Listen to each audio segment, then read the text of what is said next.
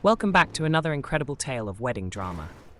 Today, we're diving into the unforgettable story of a stubborn bridesmaid, a bridesmaid's dress debacle, and a mother's unwavering strength amidst personal turmoil. A conversation with fellow crafters reminded of this story, so I figured I'd share. Some quick background. My baby brother was born terminally ill, and the long hospital stays and expensive meds kicked in around 6 months old. To cope with the huge medical bills, Mom worked some odd jobs over the years, including making custom wedding and bridesmaids gowns. My mom had a few die-hard rules. Number 1, she did all of your measurements. I heard the lecture of vanity fibbing only results in a poorly fitting dress, more times than I can count. Number 2, all final fittings must be completed at least 3 weeks before the wedding. That way, if Dewey had an emergency hospital stay, she'd have time to arrange for someone to sit with him while she went home to finish a job. He was non-verbal and needed a constant companion. This particular bride wanted all of her bridesmaids in pastel organza dresses. Organza is a gauzy fabric. The base dresses were white, covered with these colors. Unfortunately, the bride had more bridesmaids than pastel shades the fabric came in, meaning one lucky bridesmaid wore tan.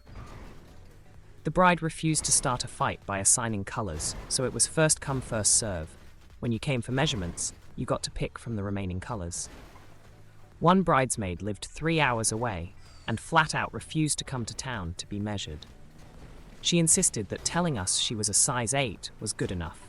Bridal sizes are very different and didn't cleanly convert, so that meant nothing. Mom finally reached the compromise that a local seamstress could measure her and send in the measurements. 1 month before this wedding, Dewey was admitted into the ICU to be placed on a ventilator. Mom now had to find coverage enough to get 8 dresses finished off in the next 2 or so weeks. She pulled it off thanks to amazing friends, but it was tight. Dad was busy working overtime to pay the bills and dealing with us other 2 kids. Well, this bitchy bridesmaid, BB from now on, still refused to have a final fitting more than 2 days before the wedding. She didn't want to waste a trip just because my mom was a horrible seamstress who didn't understand proper sizing. I was cleaning up seed pearls during that lovely conversation. My mom begged a friend to sit with Dewey for an entire day so she could do the fitting and adjustments all at once. BB was 2 hours late. When she arrived, she saw the hideous tan dress and began literally screaming about how it wasn't fair and my mom must have picked that color. She demanded another bridesmaid return their dress and both dresses get swapped colors. It would have been 20+ hours of work, so Mom laughed and told her that was a big no. The bride arrived and told her friend that color was the only option left, and she was sorry, but it was that or drop out of the wedding and pay for the dress anyways. BB finally agreed to put it on. Yeah, she'd lied about her size. When the zipper didn't go all the way up, Mom whipped out the measuring tape only to discover this bitch had shaved 1 to 2 inches off every measurement except height. Her defense was that she wasn't going to let a jealous seamstress lie about her, so she fixed the numbers before passing them on.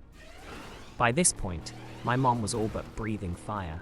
Her son's life hung in the balance, and this lunatic was making her life hell. My mom demanded double for the dress because she was going to have to add strips to the base white dress to make it big enough, then make a whole new overdress from organza. It was doubling the time and adding substantially to fabric costs. BB fought over it and my mom finally told her, fine, pay me the agreed upon amount and take your dress as is. Now the bride herself was bullying BB into just paying up.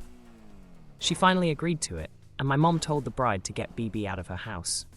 They could come back in 5 hours to get the dress. Thankfully, the redone dress was a perfect fit. BB paid the remaining balance and left after that. The day my brother died, my mom refused to ever make another wedding dress.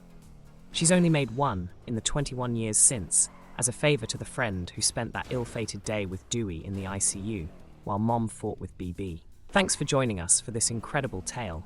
Perseverance, unexpected challenges, and a testament to the strength of one incredible mother. If you were moved by today's story or have any similar experiences, don't forget to like, share, and subscribe for more.